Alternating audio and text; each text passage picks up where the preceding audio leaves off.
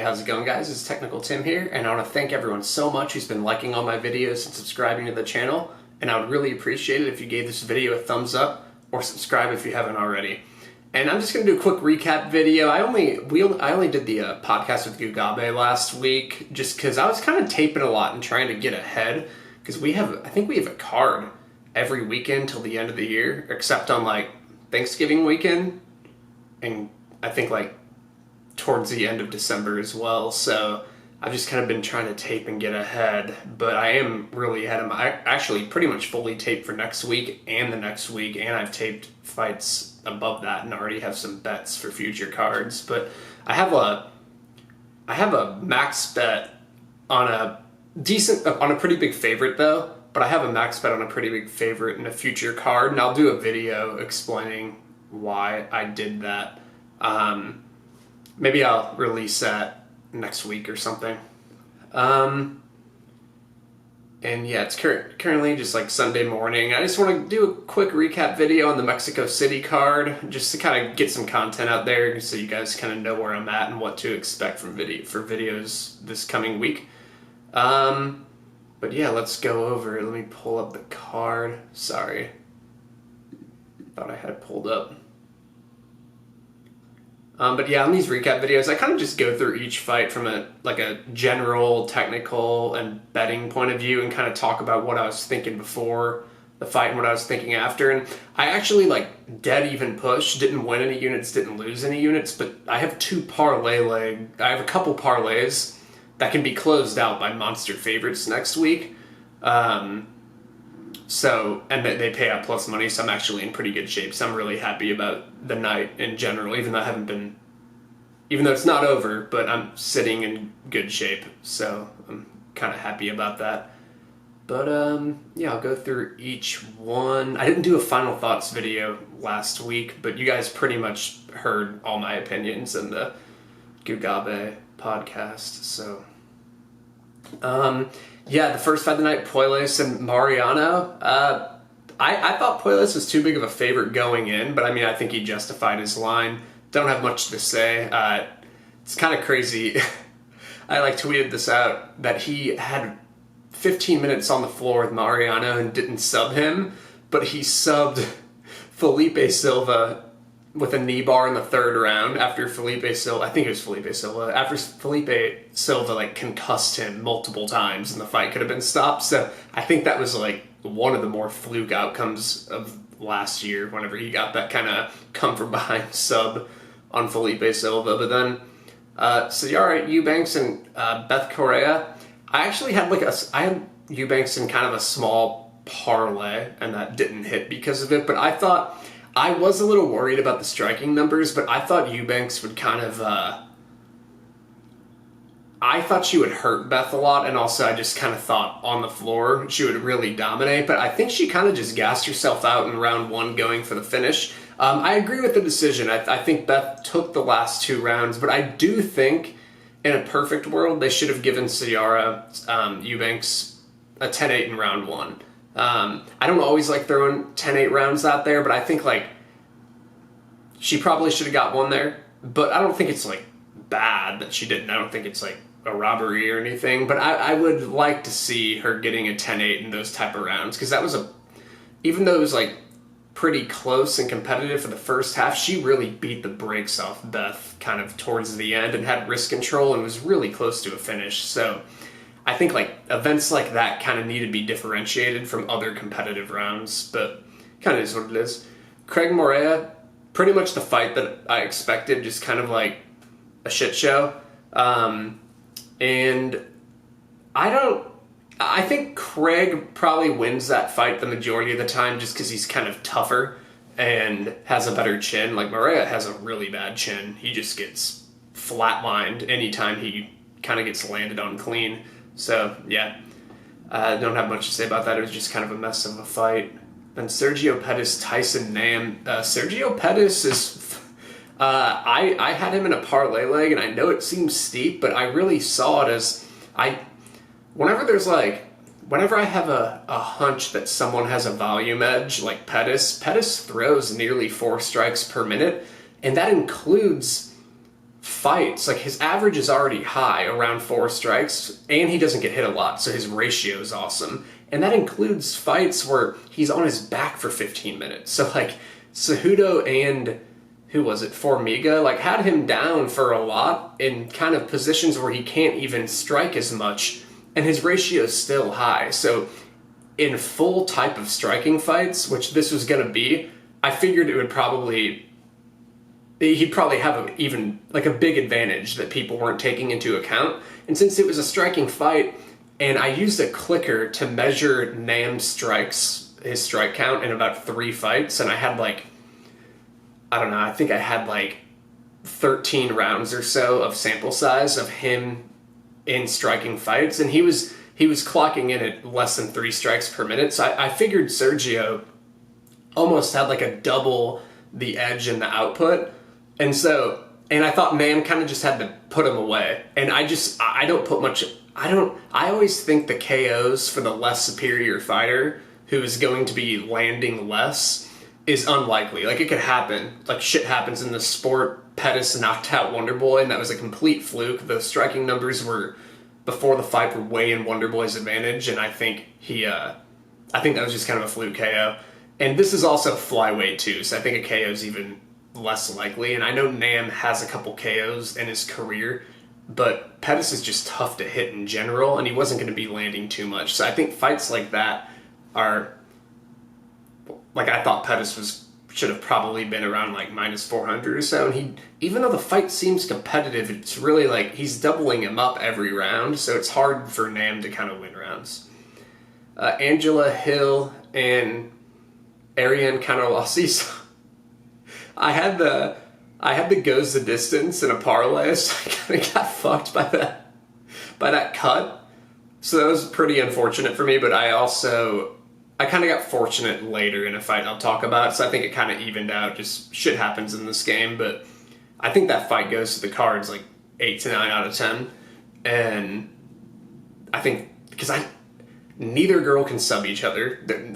Both of them aren't good at submissions. And so whenever you have full women's striking fights, when a standing KO is generally the way the fight has to end, I think those go to the cards 9 out of 10. That's usually where I cap them.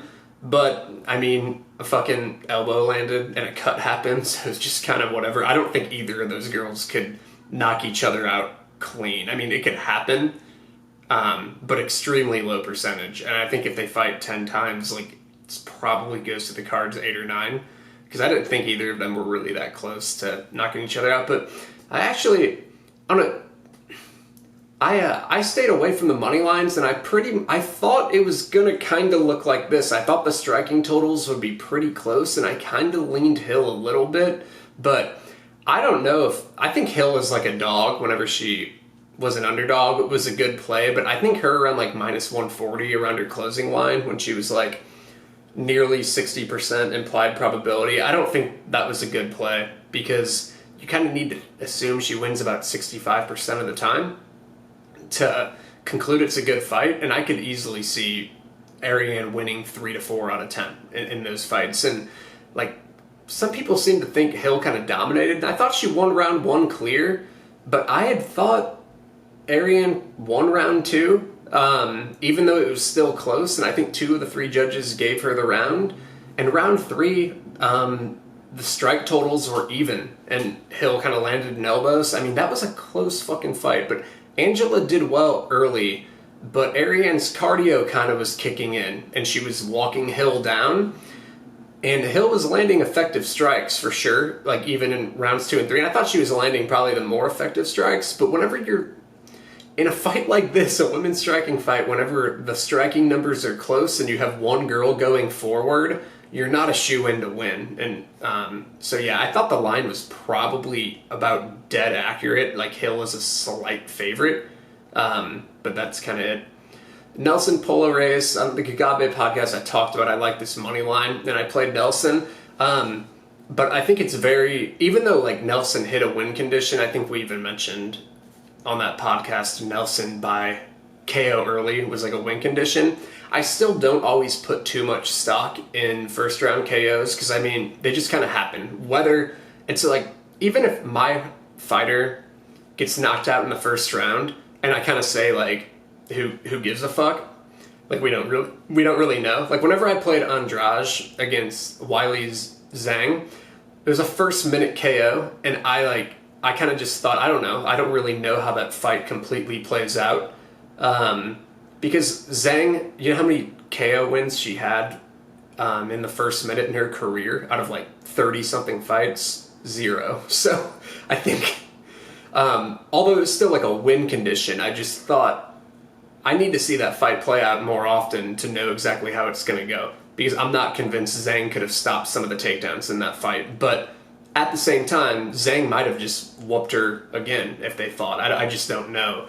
And I'm not being bitter when I say that. And just like in this fight, Nelson KO'd him early, but he also like failed a few takedowns, which I thought he would get a little easier. So I'm not going to act like this was like an easy money play. Just kind of, he hit a win condition. He does hit really fucking hard though. And this is men's MMA, and Polo Reyes gets stunned very easily. So like a first round KO in a fight like this is probably more likely than in Andrade and Zhang. But at the same time, it kind of just happened quick and we don't really know. And Nelson could have easily gassed if Reyes survived. So I'm not going to like act like that was a shoe-in. It just kind of ended quick, and who the fuck knows. A shoe-in though was Quinones over Joaquin. I ended up playing him, and I tweeted that out, and I talked about on the podcast how I wanted to look into it more, and I did decide to play him. And this was like honestly my only regret on this card of not going bigger, because I really was super confident in him, and it was kind of one of those where hindsight makes it a little easier, but I feel like this one's not hindsight. I should have just played him more because I was really confident. And, like, Quinones has good overall striking and grappling numbers against guys who are probably like in the similar realm as Joaquin, or maybe even better. Like, I know he hasn't beaten killers in the UFC, but he's still beaten UFC competition, and Joaquin like dominantly too. And he lost to Nathaniel Wood, but Nathaniel Wood's good. And Joaquin, he was having splits on the regionals, and I had talked about his takedown defense overall didn't look that good, and his ground game didn't look that good, so we had an advantage with Quinones there. And also, a lot of people seem to think Joaquin was going to outstrike Quinones, but in my write-up, where I tipped out my picks to people who purchased them, I think I even mentioned in there that I didn't think Quinones was outmatched on the feet at all. His striking totals are good, and he uses a lot of kicks, and I felt like I'd seen Joaquin kind of even outstruck with kicks at times in the regionals, and I just didn't think... I thought this line should have been... It opened at minus 265, the odds makers put it there, and I thought that was probably accurate, around there to minus 300, so I ended up playing him. Once he got down to minus 135 a couple days ago, I hit him, and it was just like, this is insane. So, Peterson, Bravo, yeah, it was kind of the fight I expected, a little bit of a brawl. I thought Bravo came out looking good, but I thought he threw too many strikes, and it looked like he started to slow down. And Peterson is world-class tough. That guy has absorbed so many strikes, and I don't think he's been KO'd, at least not in the UFC. Let me look. He got KO'd in the regionals a long time ago. And ever since then, like in no other fights, he's been KO'd. And he's taken a lot of punishment. Like Luis Pena put it on him. Caceres landed a lot on him. Brandon Davis landed a lot on him.